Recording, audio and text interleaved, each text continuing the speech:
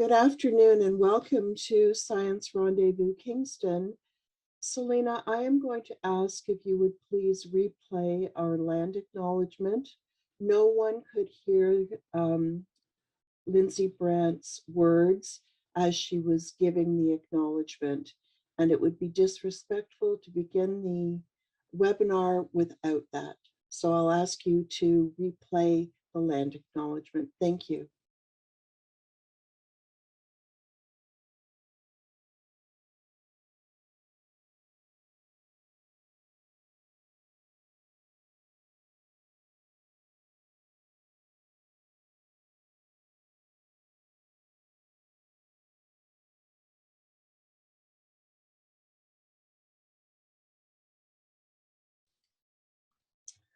I apologize. Oh,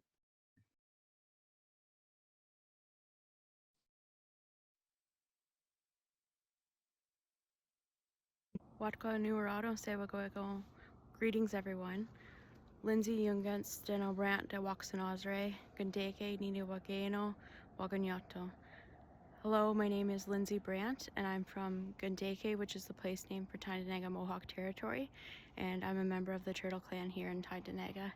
I wanted to take a few moments to speak to you about land acknowledgements and what the importance is behind that and the meaning behind that. For myself, when I acknowledge land, I'm not only acknowledging the land and the peoples that are the caretakers of those lands, but also my connection to the earth itself, to my Mother Earth, and also to my connection to all of creation. And so I think I would encourage each of you to establish what your relationship is to the land and what your connection to the place that you're living in is. So what does it mean to you to be outside and experience nature in the way that I'm experiencing it right now? What do you feel and think and listen to or move through when you're outside? So it's important to think about those things and to think about the caretakers of these lands as well. Right now I'm on Mohawk territory, but just outside of this community and heading towards what is now known as Kingston, it was shared territory between many groups. So the Anishinaabe, the Haudenosaunee, and the Huron-Wendat people shared these lands. And so we give our greetings and thanks to them for taking on that role and that responsibility, and we recognize that they're the true caretakers of these lands. But we also think about what it means to share these lands and what it means to share all of us to share in connection and in relationship with each other.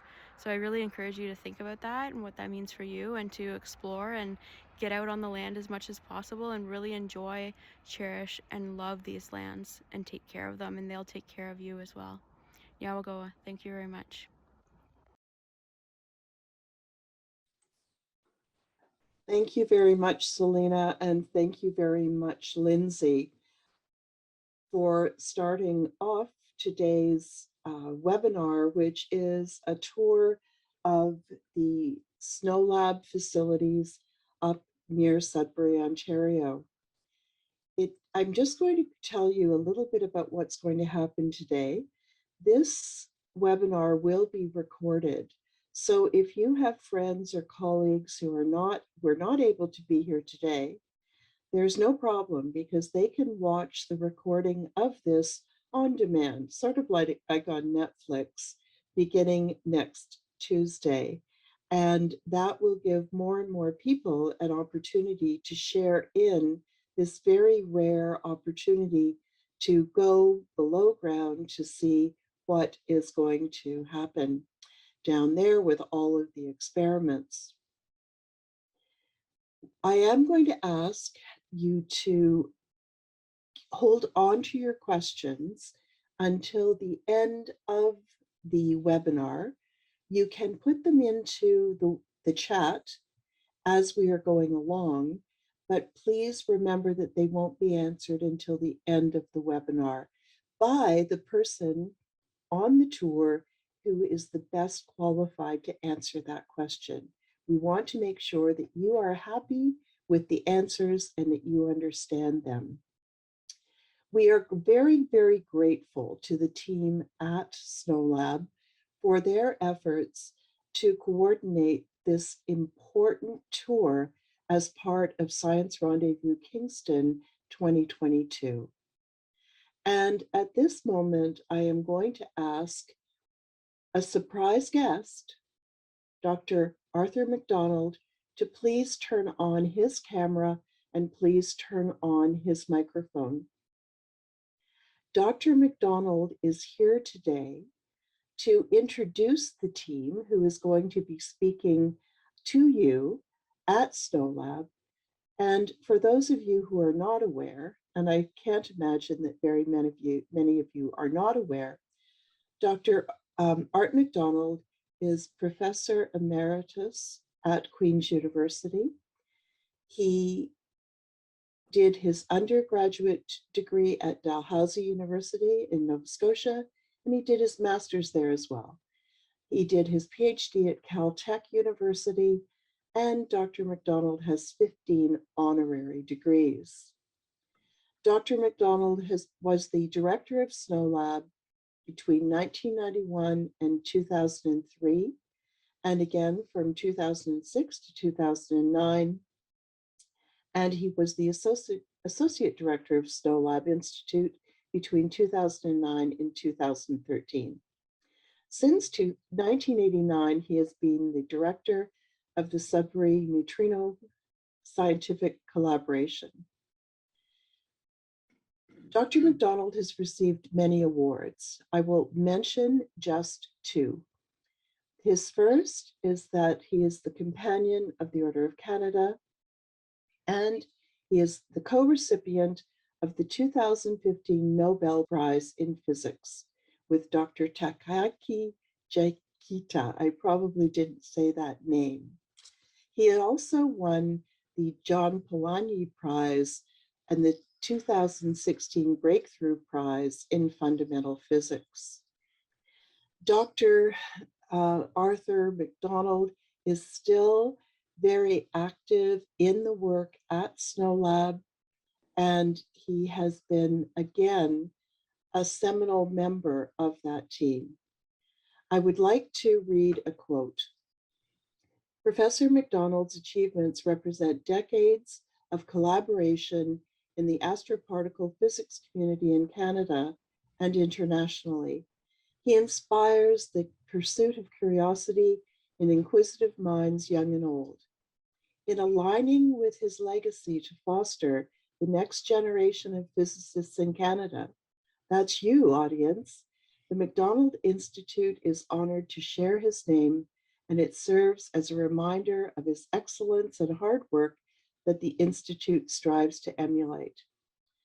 Dr. Macdonald, thank you for being here today.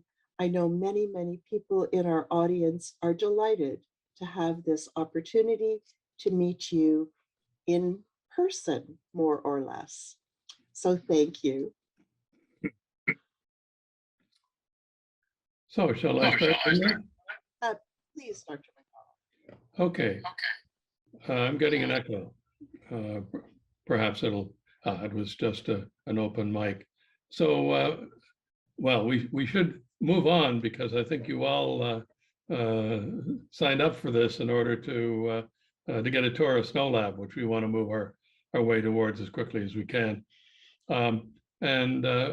So what I'm going to do is tell you a little bit about how SNOLAB came about, because back in way back in the 1980s, there was the original project, which is the SNO project, Sudbury Neutrino Observatory, which you see here in the middle, which is still a part of what has now become a much larger laboratory called SNOLAB, in the form of an experiment called SNO Plus that you'll hear about in the discussion. You're going to get a tour through this large facility with a number of different experiments, many of them aimed at attempting to understand dark matter particles by having them interact with the detectors. The whole idea here is that by going deep underground, in this case, 2 kilometers underground, as you can see here within the Valleys Creighton mine near Sudbury, you can use this rock to basically eliminate all the cosmic rays that make the northern lights glow on a nice summer night or winter night. The particles that we're interested in are the ones that have no problem whatsoever from the passing through the rock above us. In particular, they even come out from the very center of the sun and pass through the whole sun before reaching us, enabling us to study our sun.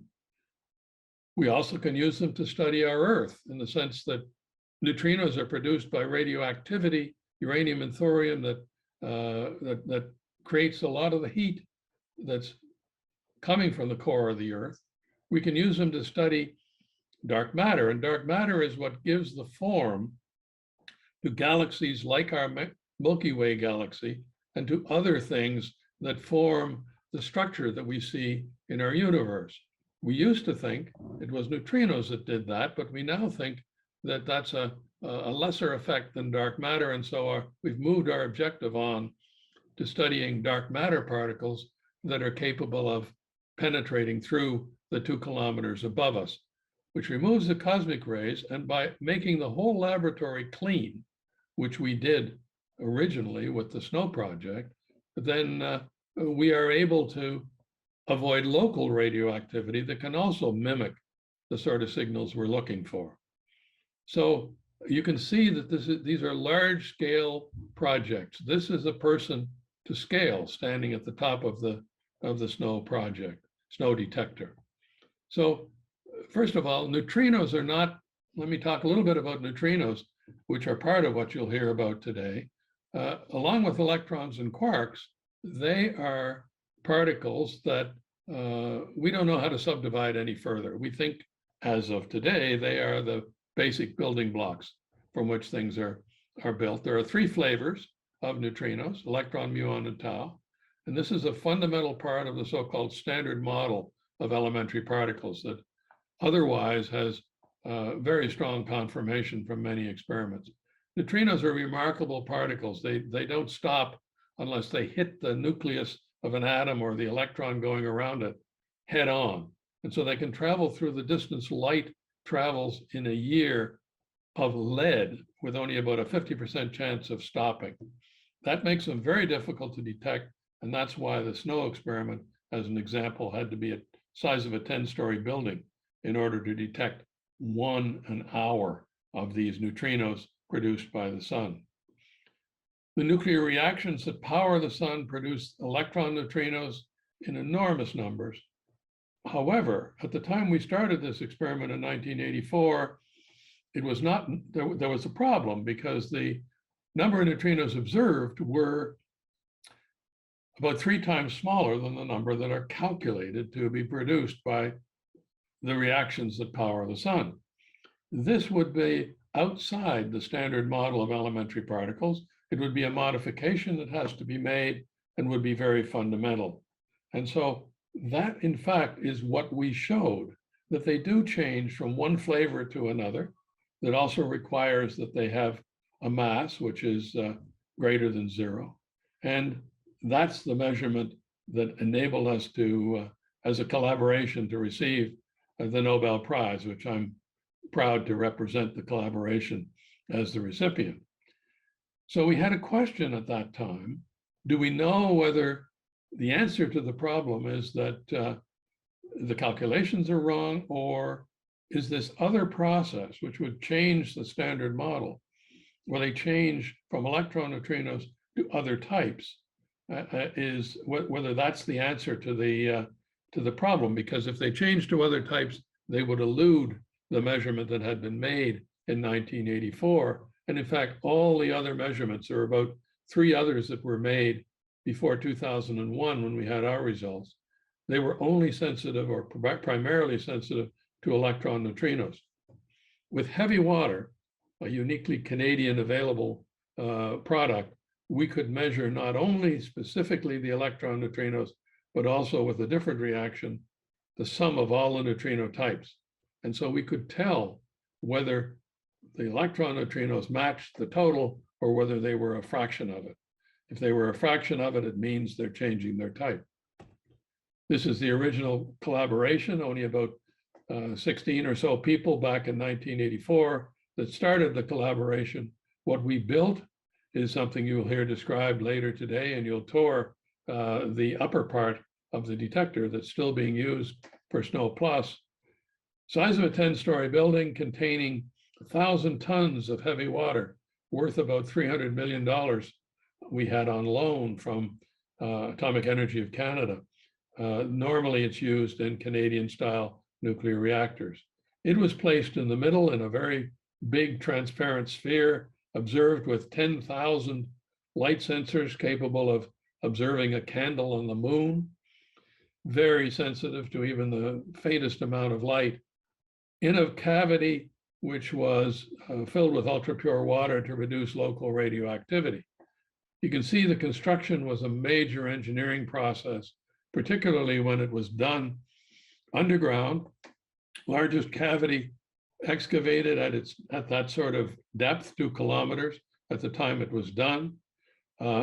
Major engineering task, which took several years, 3 years to accomplish after the cavity had been excavated and lined with this material that makes it watertight and also reduces the radon that can get in. Building this central acrylic sphere was a very major process, largest ever created. Developed techniques that are now being used in producing aquaria around the world by acrylic manufacturers. We had to have ultra pure water. This shows the equipment used to produce less than 1 radioactive decay per day per ton of water in the middle. This experiment was of interest even to Stephen Hawking, who visited us in 1998 and then in 2012 again. And you can see him now in the vicinity of our radioactive purification equipment. So our results showed that the total of all the neutrino types corresponded to the calculations of the standard solar models as they were referred to, whereas the electron neutrinos were only about 1/3 of the total, implying electron neutrinos, 2/3 of them were changing into other neutrino types.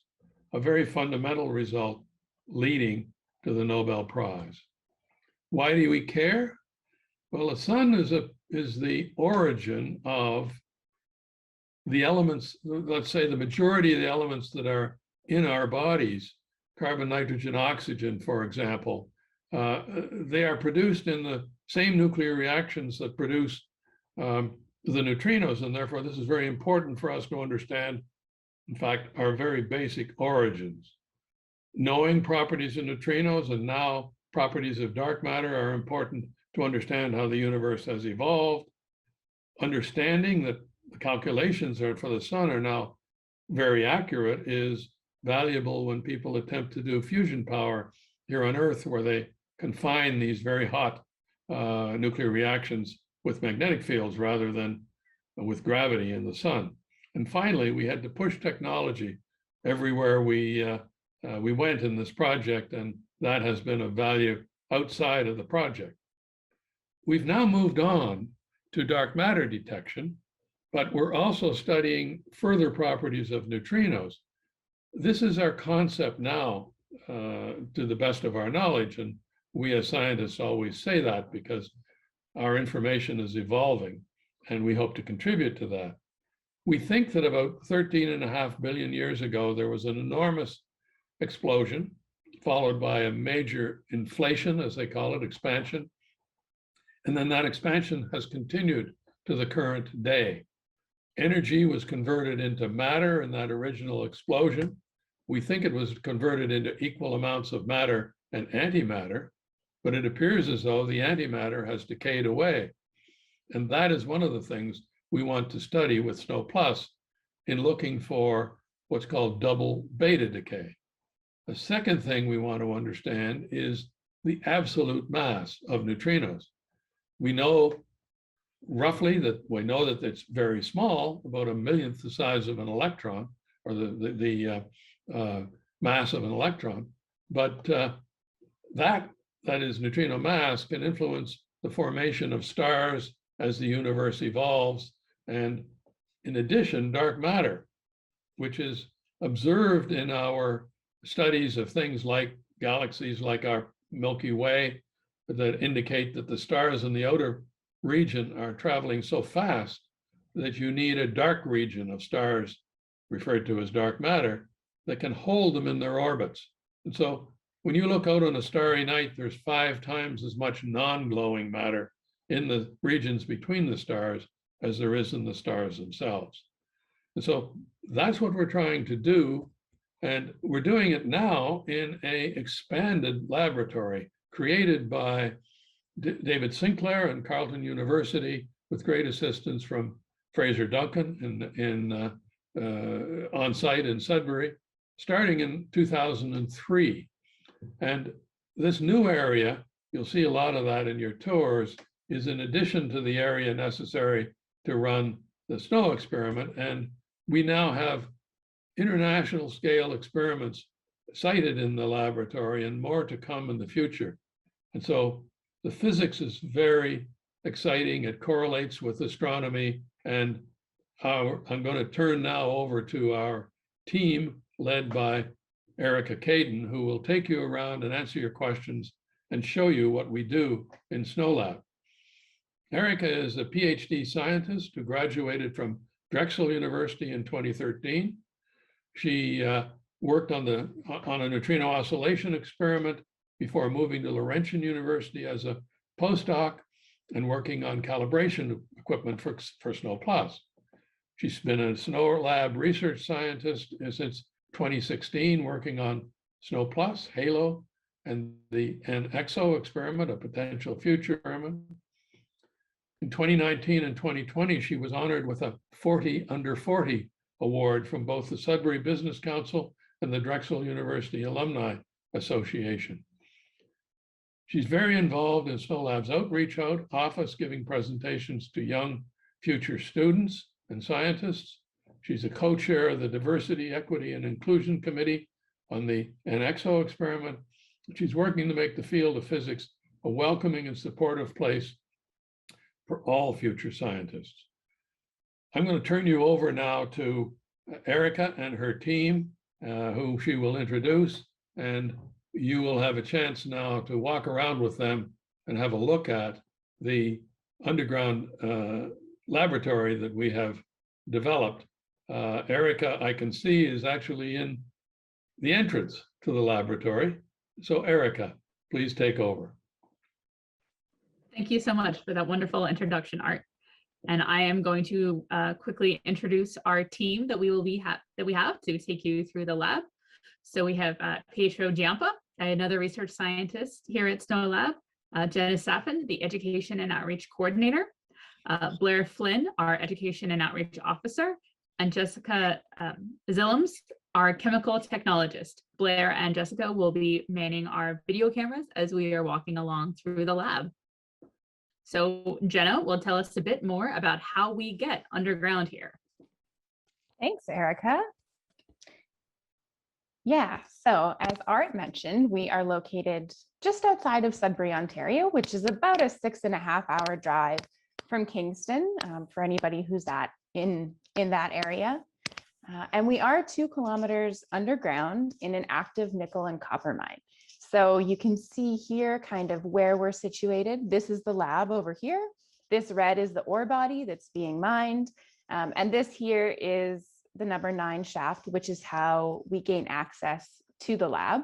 And you can see also that we're set back a little bit from the ore body and from active mining. So once we get underground at that 6,800 foot level, it's about 1.5 kilometers that we have to walk through the drift to get to the entrance of the lab where we do our work. And for reference, the depth that we're at is equivalent to about 4 CN towers deep, straight down in the Canadian Shield. You may be wondering why exactly it is that we have set up this lab underground in a mine, because it's certainly not the most convenient location. And that's because of cosmic radiation. The detectors that we have, as Art mentioned, are incredibly sensitive, and we're looking for really rare interactions. And we have background levels of radiation on Earth's surface, And they would create the same signals that we're looking for in the detectors, making it impossible to see the signals that we want. It's kind of like if you're at a really noisy playground trying to listen for an individual pin dropping. There's so much noise, it's impossible to hear what you're looking for. And to give you an idea of how effective going underground is, if you hold out your hand, there's a muon, which is a type of cosmic radiation that's harmless to people, but there's one of those passing through your hand about every second.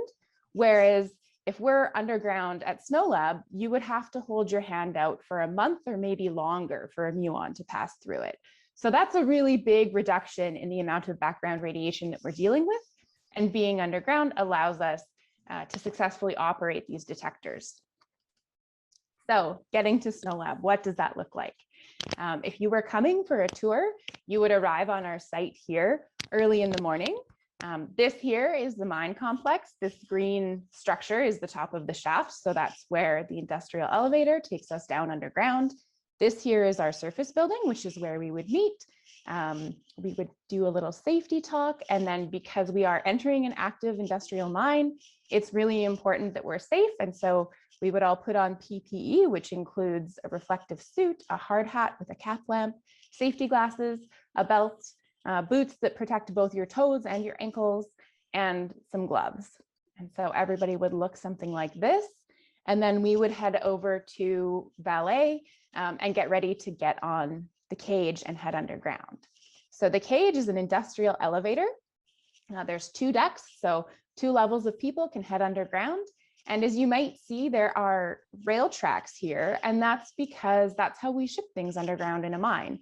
Just about everything coming underground is put on a rail car is rolled into the cage, it's taken down to whatever level it needs to be at, and then it's rolled off the cage and tracked to wherever it needs to be. So that's how all of our experiment components, all of the equipment that we use in the lab actually arrives.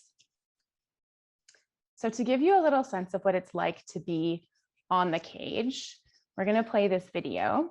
And as you're going down in the elevator, it feels like being on a fast elevator. It sways back and forth a little bit. You can kind of hear a clanking noise. It gets warmer as we go deeper underground. And as we pass different levels, you'll see those flashes of light. So those are different levels of tunnels in the mine where people might be getting off and working. You'll also notice that your ears are probably going to pop like they would if you were in an airplane, because underground it is higher pressure than what it is on surface. And so then we would arrive at our level and we would stop and get off the cage. We would tag in underground at the tag board, which is how we keep track of where everybody is in the mine. And then we would start that walk over to the lab through the mine drift, which you can see is, at this point, it doesn't look like a lab, it looks like a mine. And then we arrive at the entrance to our lab and head inside and start getting cleaned up. And with that, I'm going to stop sharing and we are going to head into the lab with Blair. Thank you, Jenna. So as Jenna pointed out, when I got here this morning, I walked that 20-minute walk through the mine drift. I got to the front entrance where I washed my boots.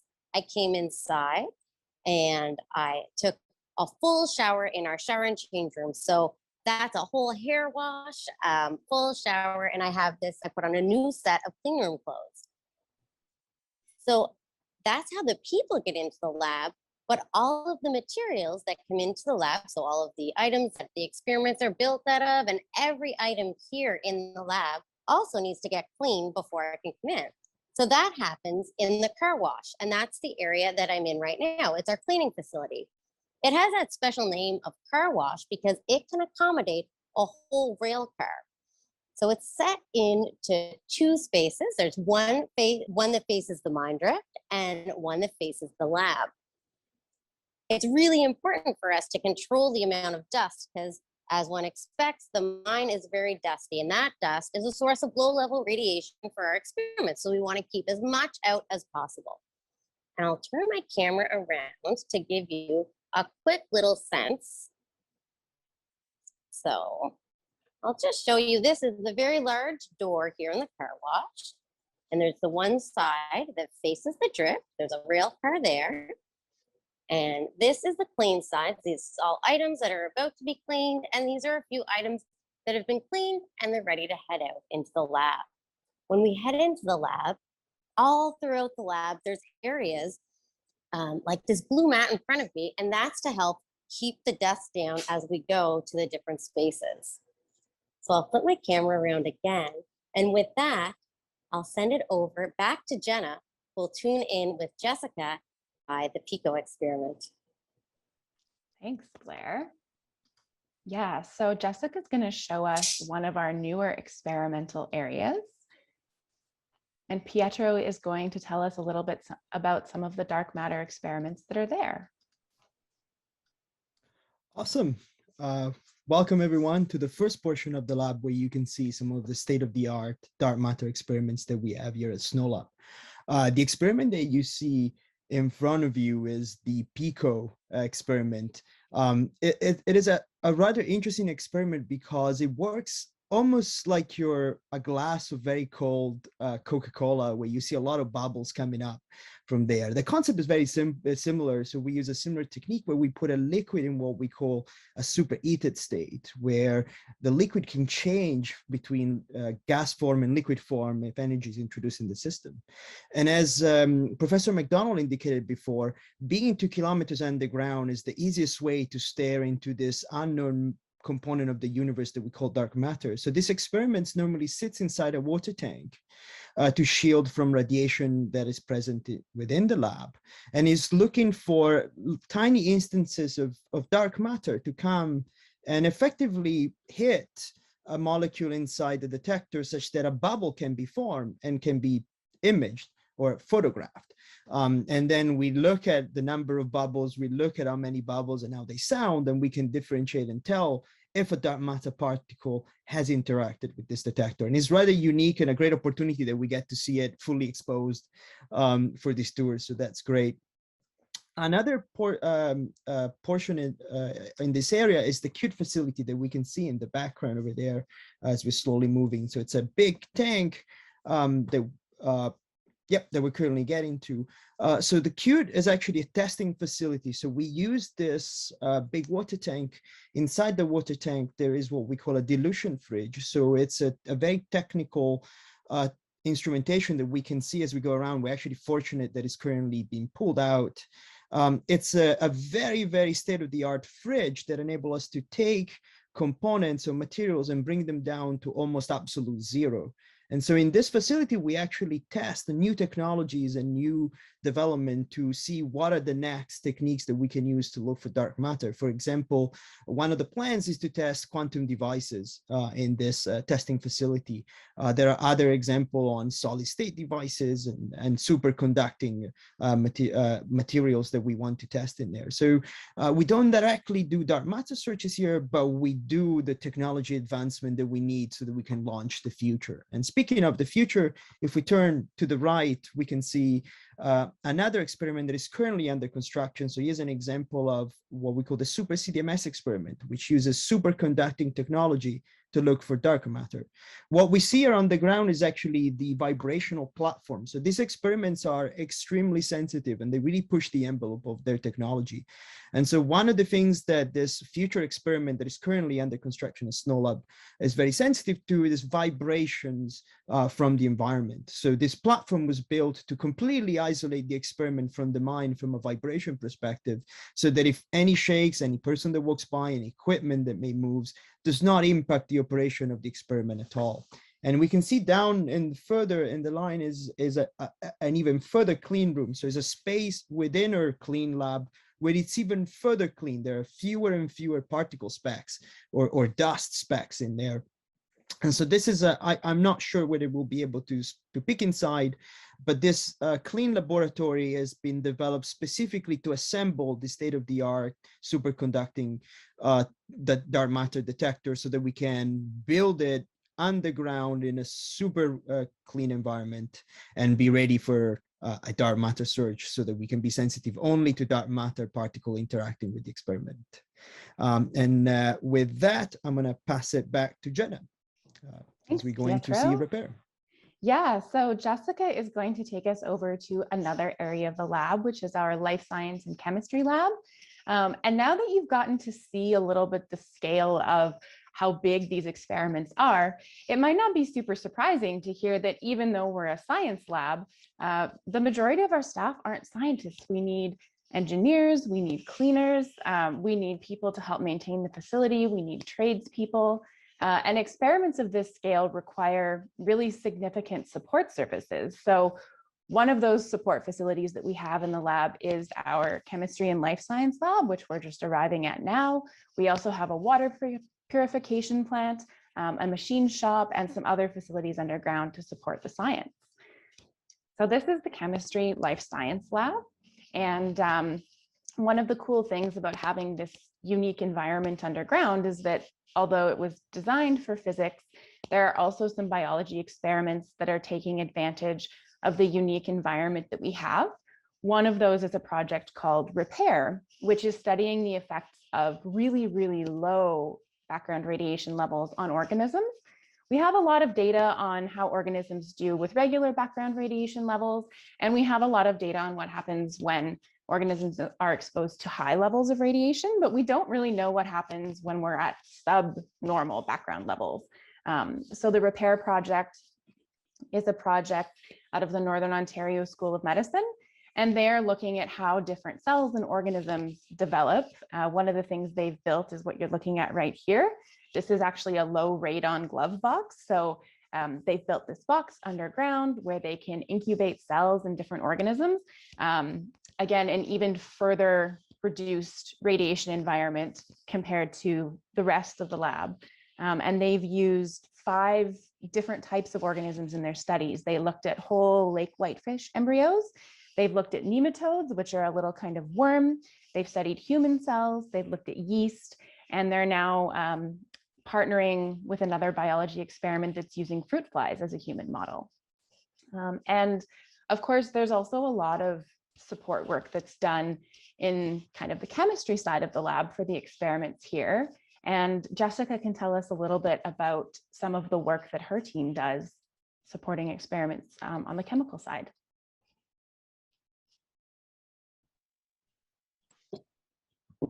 Hi guys, I'm Jess. I'm a chemical technologist here at SNOLAB.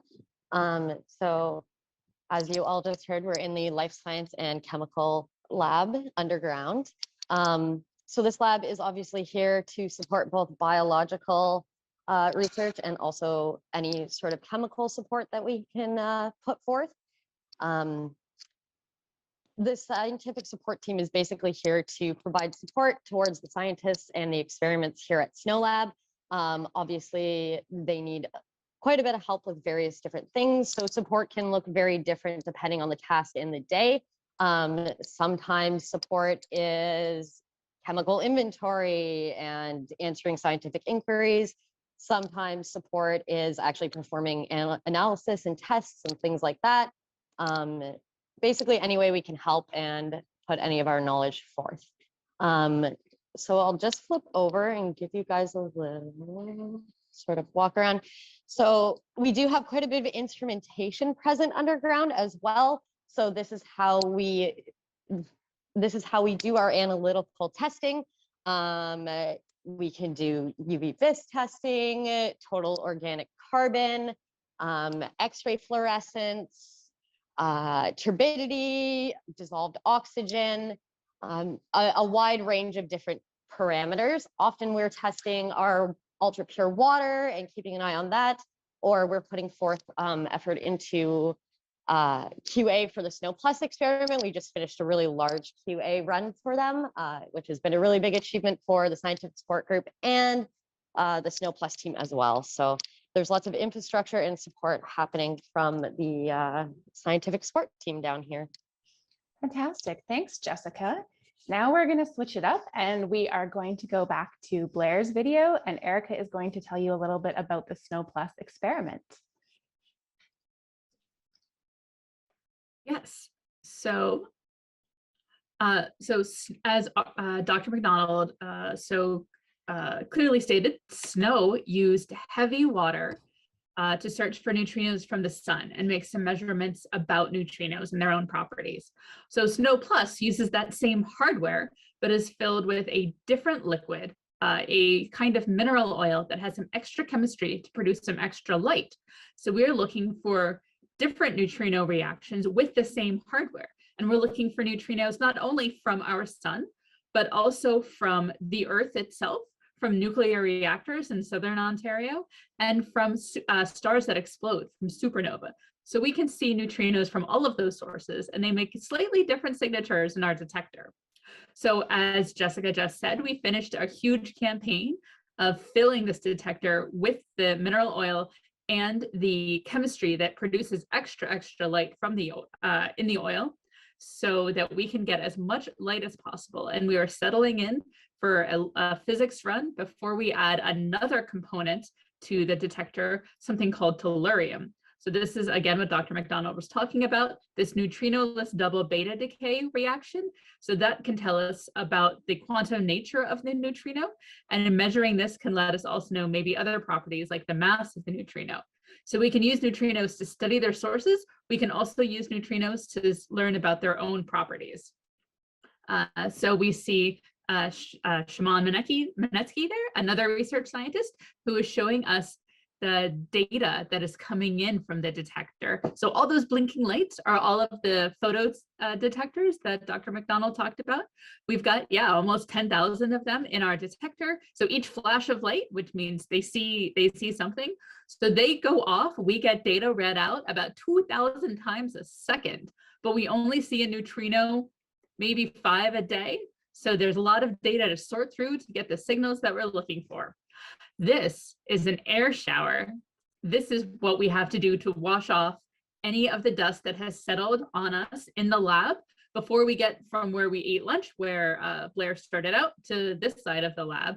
So you can see the air blowing around the tissues. So it blows off any dust, sucks it up through a filter, so that gets us extra clean before we walk on deck to do any work on the experiment.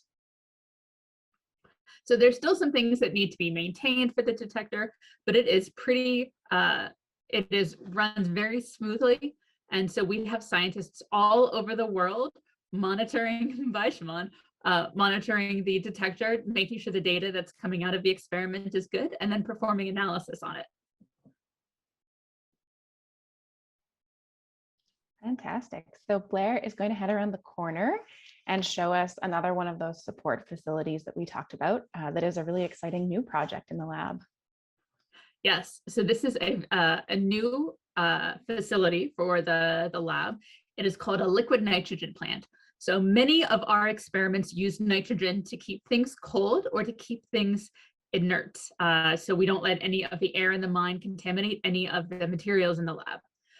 So the air around us is about 78% nitrogen. So we can take that air, filter out the 21% oxygen, cool it down so it's not a gas anymore, it's a liquid, and then send it off to the different experiments that need it. So this plant can produce 18 liters of liquid nitrogen in 1 hour. Right now, our experiments use about 2,000 liters per week. And it used to be shipped underground, but now we can provide 3,000 liters per week. Parts of this facility came from all over the world, from Belgium, from the United Kingdom, and from New Zealand, and from the US. So this is a large international group of items, and many different groups at SNOLAB played a role in constructing this. The warehouse and the underground staff, the cleaners to clean everything to bring it in, the integration team to build it, the IT team to make sure it was connected and running and we could monitor it, and the project coordinators that made sure all the pieces fit together, and the scientists who needed to know how much liquid nitrogen their experiments would need so we could build a system that was the right size. So this is brand new to the lab. They commissioned it by making liquid nitrogen ice cream, and it is a real piece that we needed for the future, for the next generation of experiments that will need even more liquid nitrogen for their cooling systems. Great, thank you. So we're going to stick with Erica for a little bit, but we are going to head over to another area of the new lab where Jessica is ready to show us another neutrino experiment. So what we are looking at here is the HALO detector. So HALO is a dedicated supernova detector. I mentioned that SNOPLUS could see the neutrinos from an exploding star. That is HALO's entire job, is to watch the sky and look for neutrinos that come from supernovae. So HALO reuses parts from previous experiments. The lead, and so HALO stands for the Helium and Lead Observatory. The lead is from a cosmic ray experiment in Chalk River Laboratory, and the helium comes from helium detectors that were used in the original SNO experiment. So HALO is part of a larger group called SNOOS, which is the Supernova Early Warning System.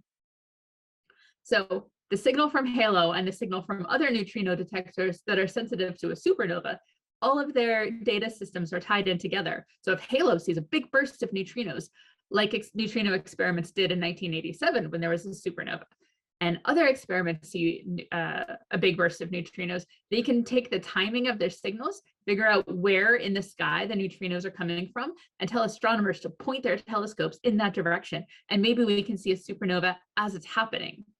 Another really cool thing about HALO is that it's sensitive to all three flavors of neutrinos that Dr. Macdonald mentioned: electron, muon, and tau. Many neutrino experiments are only sensitive to one or maybe two. So no matter what the process is in the supernova that are happening, HALO will be sensitive to all of those neutrinos. Great, thank you. So we're going to switch back to dark matter for a moment. Blair is ready to show us a couple smaller scale dark matter experiments, and Pietro is going to tell us all about them. Yeah, so after that nice little tour on the neutrino side, we're back on the dark matter side. We're going to see another couple of experiments that, for lack of better terminology, a little bit more on the smaller scale side, and we're going to see some bigger ones later. Here are the Sensei and Damic experiments. To reinforce a point Professor Macdonald made before, one of the reasons why we developed this state-of-the-art highs to stare at dark matter in the sky, it really is so that we can understand more what this 25% of the universe really is, because, you know, considering what we have achieved with about 4% of the known universe, that possibilities are endless. So one experiment here is the Sensei experiment, which you can kind of see enclosed into this big shielding blocks. Sensei is unique for a lot of reasons, but what makes Sensei unique is that it's really a push in the envelope of the same technology that it is in your cell phones. So the cameras, the CCD cameras that are in everyone's cell phones. The only difference is that they take that technology and push it through the moon and push really the envelope of it. Perhaps, however, one of the most unique part of this experiment is that this was actually one of the few experiments that was assembled and started during the pandemic. This experiment was technically designed and developed in the United States, so the scientists and the staff and everyone here at SNOLAB really had to be the hands and eyes of the group in the US so that we could assemble this detector and put it together and have it running in a very challenging time for our society.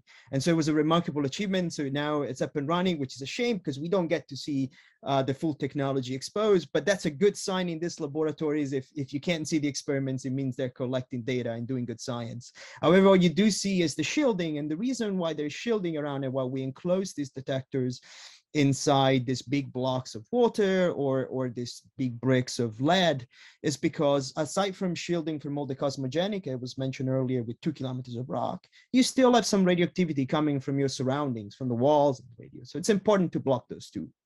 And we'll see a bigger example in the next area where we're going, which is the cue ball, if I remember correctly. So pass it back to you, Jenna, for a sec.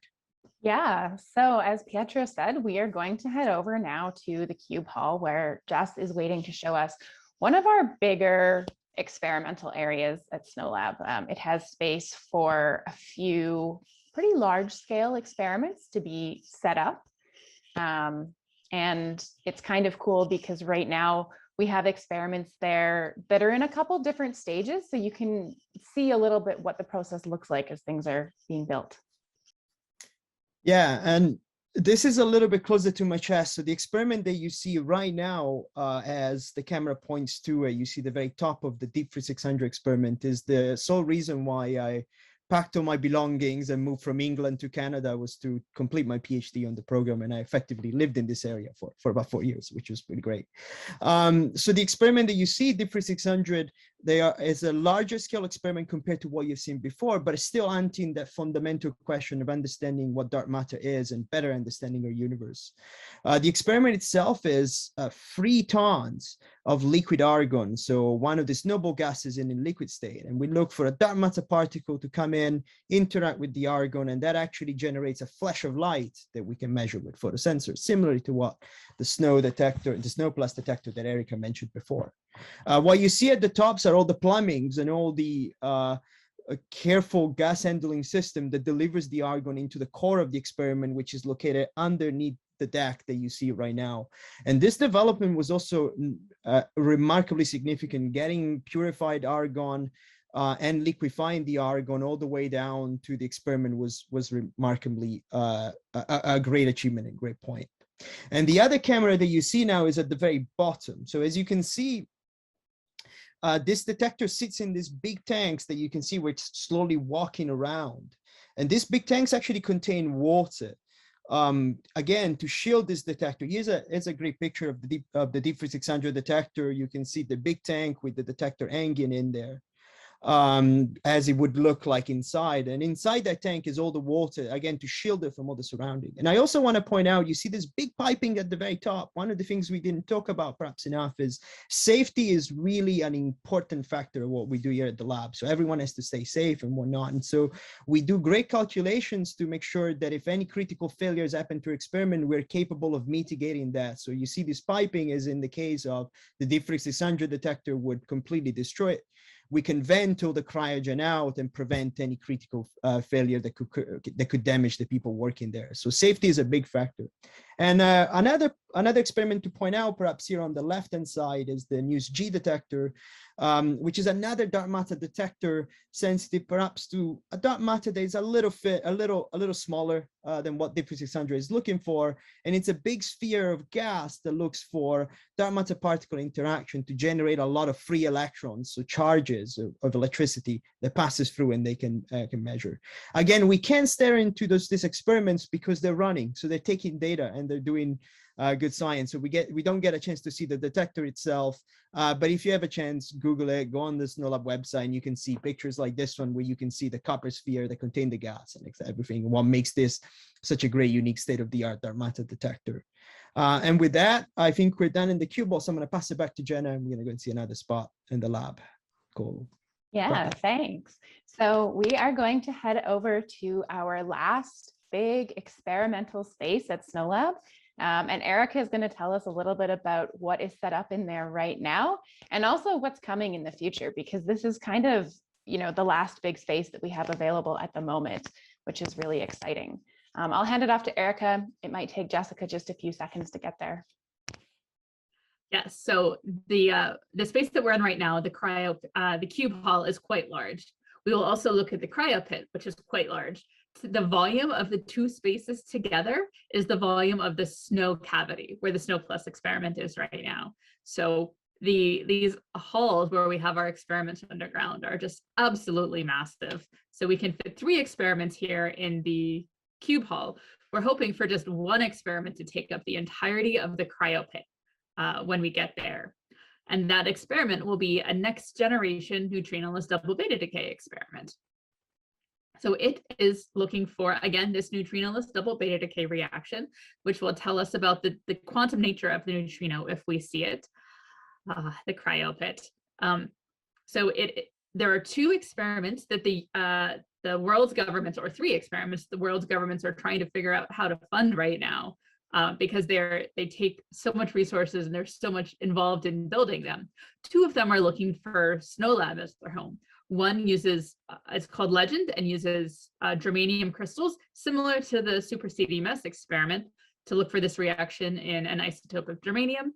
And Nexo will use a large detector filled with liquid xenon, specifically xenon 136. So again, looking for this neutrinoless double beta decay.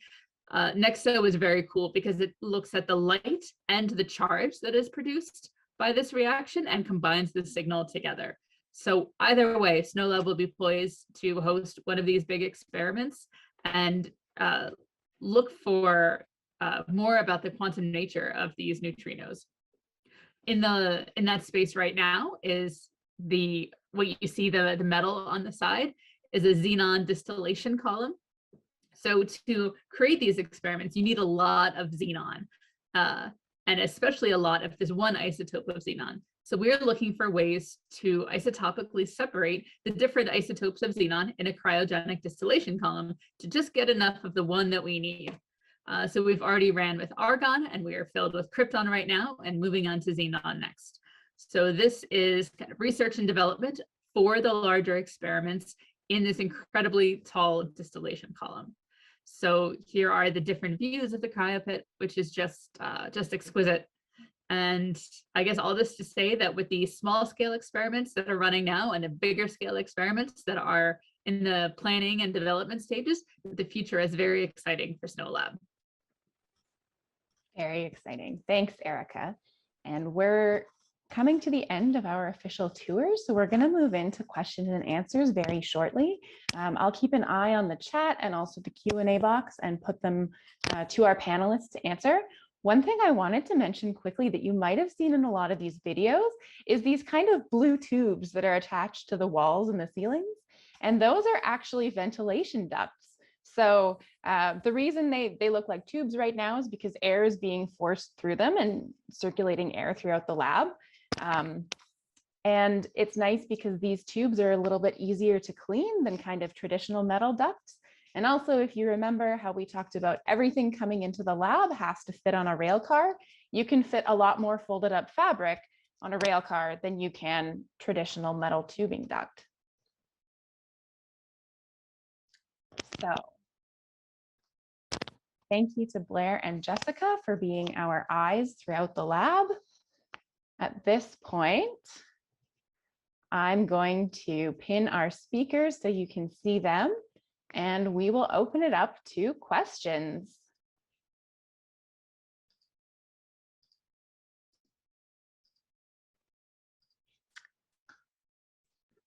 So I saw one that came through earlier.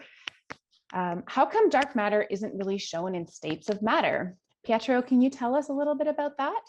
Yeah, that is a really good question. Perhaps it's useful to point out that the term dark matter really is just really to say that we don't really know what that is, and we're still trying to understand what it is.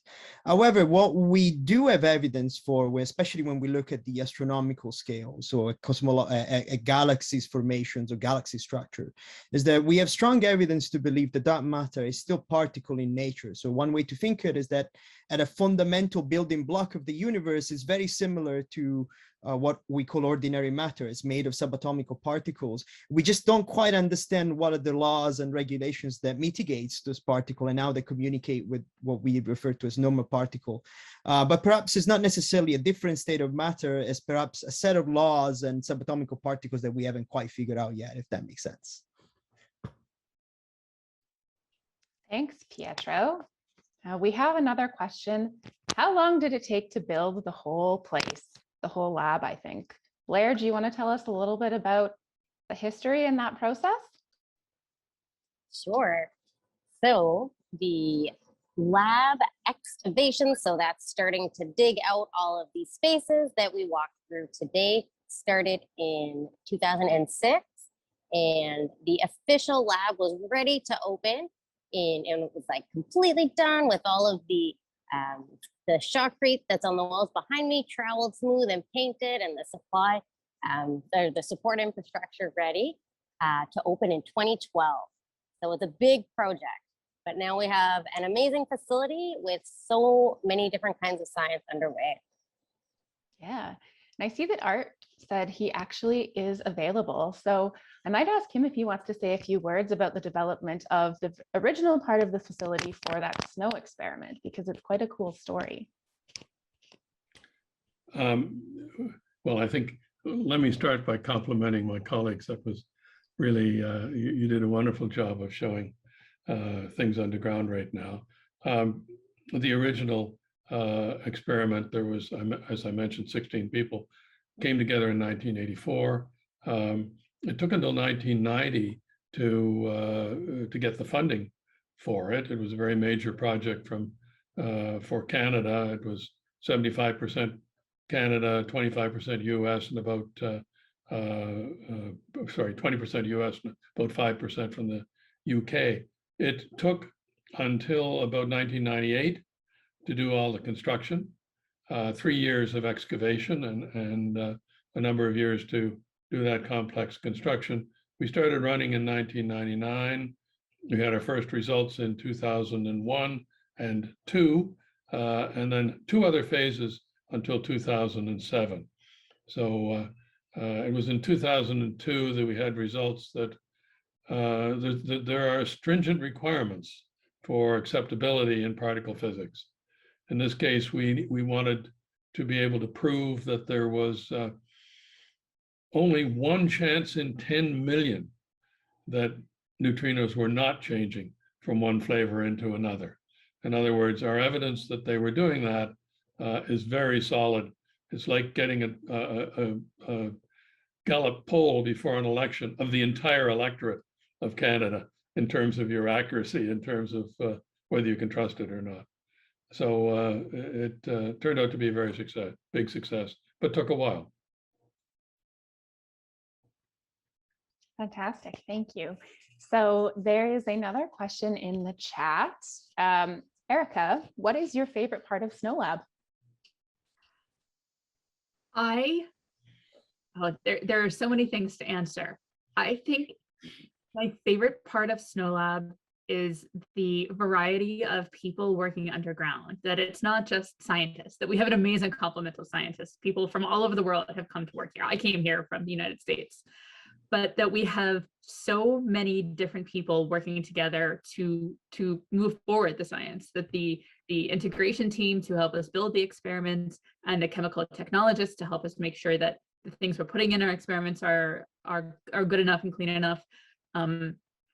The engineers who help us design things, all of the cleaners. The largest component of like a single group of SNOLAB employees are the cleaners, because we couldn't have a lab that could do the science without the cleaners. Everyone who comes in here, clean is not just an adjective, it is a verb. We're always cleaning things at SNOLAB, because it's the only way that we can know that we're can trust our results, is if we all work together to help make the experiments what they need to be. So my coworkers are my favorite part of SNOLAB. Thank you. Blair, how many people work at the lab? That's a great question.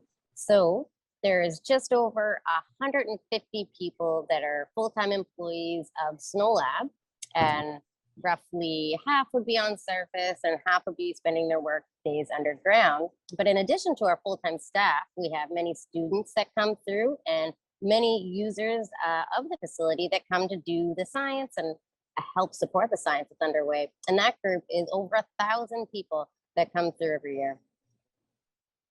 Thanks. The next question is a two-parter. So Pietro, would you say scientists ever get discouraged about not finding dark matter yet? And are you hopeful that the next generation of experiments will find something? That is a really good question. I wouldn't say discourage. I think you try your best to probe, to push the technology in the envelope as much as you can. And you don't get discouraged. You look back and you try to learn what you can from it, analyze it to the point that is useful, and then you move on to the next thing and try to tackle the same problem in a better way. And to whether or not we can measure dark matter, I think the answer is always yes. Otherwise, we wouldn't be there pushing the boundaries. It could be around the corner. It could be 10 years from now. Or it could be really that the current experiments that are running are already seeing it.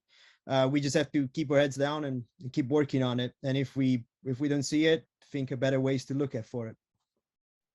Great. Perhaps I could add one other thing, Pietro, I'm sure you'd agree with, and that is, even if you don't see something and you set a stronger limit on the fact that dark matter does not interact with the matter you're using, and we're using different types of matter in our different experiments to test these things. then you have set a constraint on what the properties of dark matter are. And so even if you see nothing, you have added to the understanding of what the properties of dark matter are, and it sends the theorists back to the drawing boards in terms of attempting to understand this very unusual phenomenon we're seeing. So what you said is very true as well. Thank you, Dr. Macdonald. Erica, can you tell us a little bit about how big these experiments, these detectors can actually get? So that is a great question, because right now to bring down a fully formed experiment, it can only be about 1 meter in size, because that's how big the cage is, the elevator.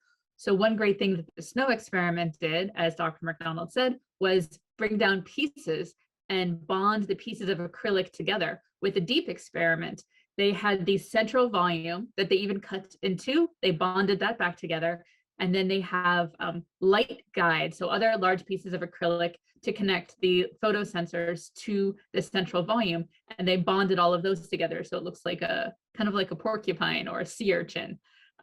So you have to bring the experiments down in pieces and bond them together, or you have about 1 meter limit.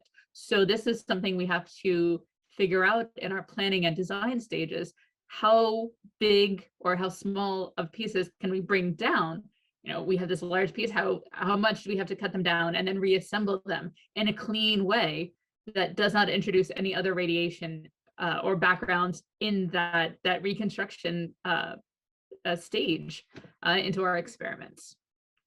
So hopefully, like we said, the next big experiment will take up the entirety of that cryo pit. So that's pretty. Thank you. There's a question, do workers need to be sure they're not claustrophobic? Blair, maybe you can speak about that a little bit and just about what it's like to work in this kind of environment? Yeah, sure.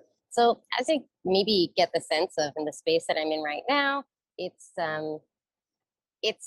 doesn't feel too claustrophobic in a lot of these large spaces, because they're actually quite big and they're well lit, and it's quite a nice work environment. So sometimes it's, you know, you can end up forgetting you're 2 kilometers underground. So there's that part, but absolutely, it's a unique work environment. We're in an active mine, so it's something that you need to be comfortable with to come underground and do your work here for sure. Thank you. Pietro, how many hours do you work? Oh, that's a very good question. I guess the answer to that, probably according to my family, too much. But I want to say a normal load. So your standard 10 hours a day for your 5 days a week. But it's a little bit difficult. Sometimes experiments pulls you in the middle of the night if something happens, or sometimes you're particularly obsessed with a particular component or a problem. So you might work some few extra hours here and there. But we try to strive to keep a nice balance between pushing science and our personal life. We do have limits on the amount of hours that you can be working underground in a week, which lines up with, you know, generally work safety limits on how long you can be in an industrial site. Another question. Erica, what is the last big project you have done? And I think you could probably interpret this question a few ways, and I'll leave that up to you. So instead of talking about the last big project, I'll talk about my favorite big project that I worked on was bringing down the top lid for the SNO+ detector. So that's the detector that's behind Art in the image. So it had a long neck, if we can remember from some of the earlier pictures, and then there is a top to it. So that top is how we put in all of our calibration sources, all of the piping for putting in the different liquids and sampling those liquids, pulling little bits out, and integrating all of the pieces that go on top of it. I was part of the group like designing some of it. It came to surface, we cleaned it, we tested that all of the seals worked properly. We brought it underground. That was a big, exciting, harrowing experience. Bringing, again, it's about 1 meter big, so we had to have a special rail car, some special box that we put it in, bring it underground, and I got to work with a great group of students, graduate students and other postdocs. I was a postdoc at the time. cleaning every little crevice. So we went through boxes and boxes and boxes of Q-tips to clean every surface, every thread of every bolt hole, till it was clean enough to be brought into the lab and then lowered carefully into place. And just coordinating all of that work, and again working with everyone at SNOLAB to bring it underground, to clean it, to move it through the lab, to lower it in place. All of the students and all of the SNOLAB employees. That was a big, fun project. And again, just one tiny part of a huge experiment. Thank you. Pietro, what would you say the difference is between the pressure at surface and then underground? Yeah, so there's a bit of a pressure difference. It's on the order of 3 psi. If people know those units.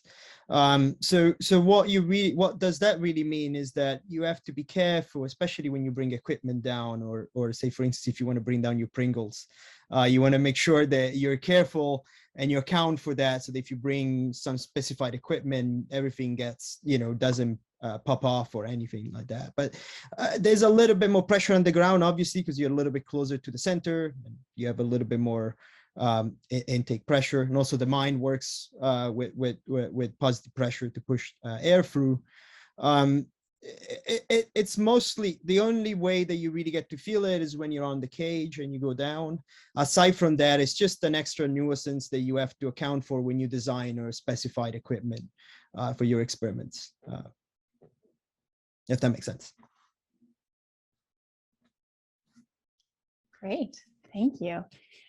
So we're happy to have more questions come in. There's a little bit of a lull right now, and I encourage you, if there's anything that you're wondering about, please don't hesitate to ask. In the meantime, though, I might ask each of our panelists to just say a few words about kind of their education and career and how they ended up at SNOLAB. So Blair, do you want to go first with that? Sure. So I started my journey into science in biology and chemistry at Cape Breton University.